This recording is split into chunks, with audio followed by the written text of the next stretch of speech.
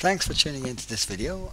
We're continuing our series of videos that introduce Catalyst 10.0 and specifically introduce the sample files that come along with the download.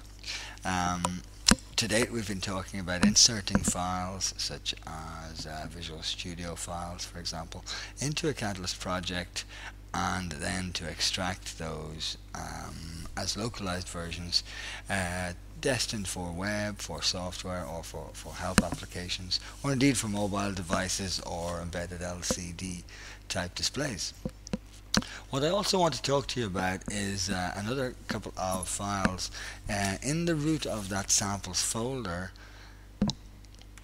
So when you download the software, we have the setup folder structure with the setup.exe, but in that same location there's a samples folder, and within there I'm interested right now in this file called myproject.ttk.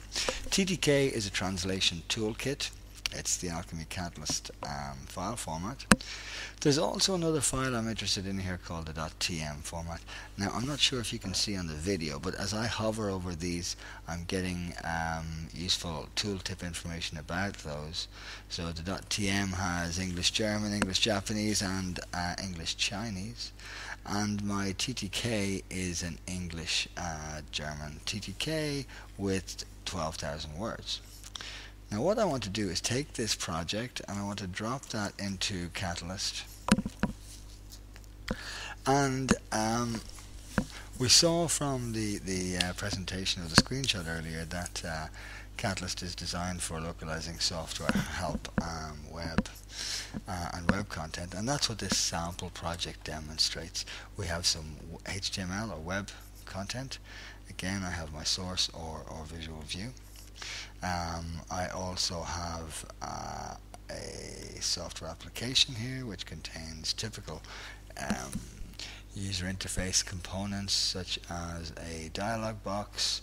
I can see my text to be translated. I can see some, well, we'll have a look at the translation memory in a moment. I have some menu content. Menus have interactive displays as well, and string view, of course. Now that's my web content and my software applications, and I also have help content. In this case it was a CHM file,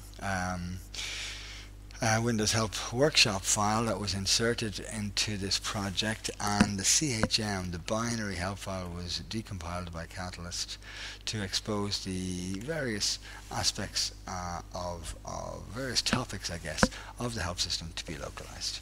Again, my string view or my visual view are available, and if I have a look at the visual view, as I select components or segments in here in the visual view, I'm seeing translation memory. Well, let's just see where these came from. This was here from previously, so I'm actually going to set that up now. So what I can do for translation memory to appear in the reference area, we need to attach an active translation memory or an MT, machine translation source. So we do that with the plus button. I can add any number of translation memories or machine translations, and using the first ellipsis I can browse to the various TM file formats that are supported. The .tm is the one we were talking about. It's an XLIF based Alchemy translation memory. I also have TTK or PPF available to me here, as I do TMX, WordFast formats, and indeed Trados Workbench.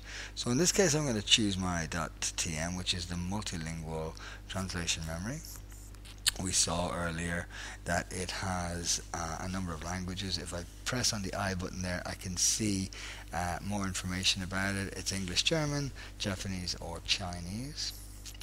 Now I'm also going to just drop in a machine translation here for the purposes of the demonstration. So now what I have is a translation memory first as my dedicated source, and a machine translation as an optional source. And what Catalyst will do is present to you translation memory hits first, followed if a TM hit doesn't exist or is below threshold, this segment is sent out for machine translation and replied and placed back in the reference area.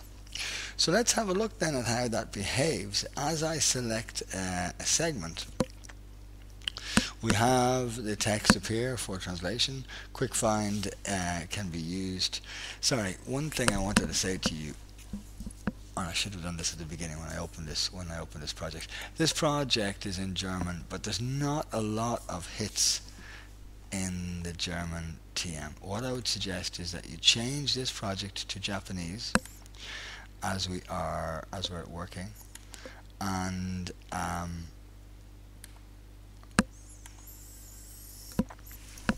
what we see then is that translation memory is starting to appear here.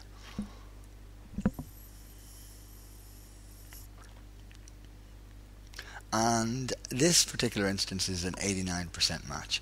So I can see Catalyst is firstly highlighting where the differences are. In the current edition of this segment, it says quick find can be used to search, whereas the entry in the translation memory says quick find allows you to search. So those differences are highlighted.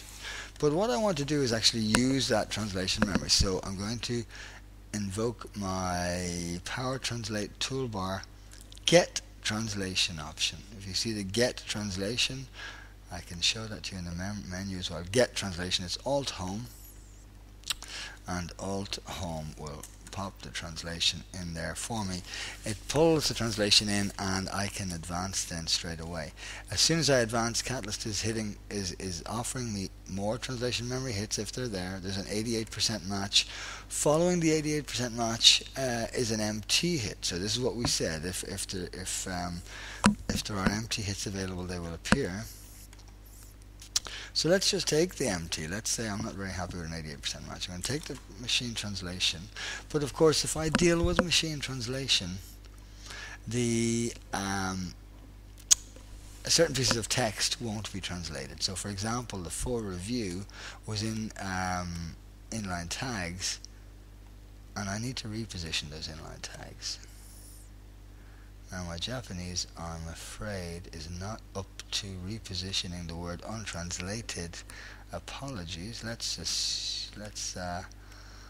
really going to make a fool of myself for any Japanese speakers. I'm going to just pop those inline tags somewhere else within that text. And I'm going to move on now to the next segment, which in that case is a graphic. Now we'll come back to graphics in a moment, but again we see I have a translation memory hit at 92%, or I have an MT hit. Okay, so in this case I'm going to choose the TM hit, and I'm able to advance past that as well. So I'm now starting to interact in a sophisticated way with the translation memory, because I'm not just taking the TM straight. Sometimes I am, like in this case, I can just accept it, and the machine and the images are maintained in the correct location. Other times I might want to just reposition that. Now I can do that with the mouse, or I can do that with the keyboard. I have full control over how I want to interact with the inline tags. So I have a very rich tag editing environment that allows me to get through my my content very, very quickly. Okay, so that talks a little bit about translation memory and also about machine translation. Notice, of course, that with the machine translation, the Japanese was the language was automatically picked up from my TTK.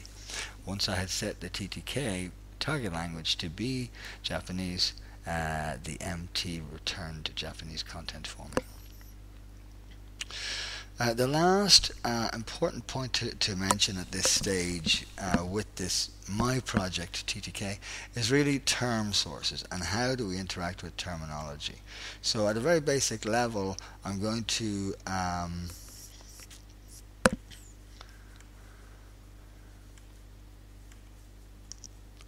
don't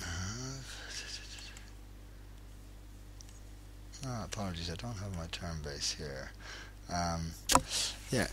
What I wanted to show you was a small interaction with terminology. I will do that in a separate video on term harvesting, so we'll see exactly how terminology is dealt with in the video on terminology harvesting. Okay, so I hope you found that useful. In this video we opened the sample project called My Project, which contains some help, some software, some web content. We saw how we might select that in the navigator, edit it in the workspace while dealing with translation memory and machine translation. Okay, thank you for watching.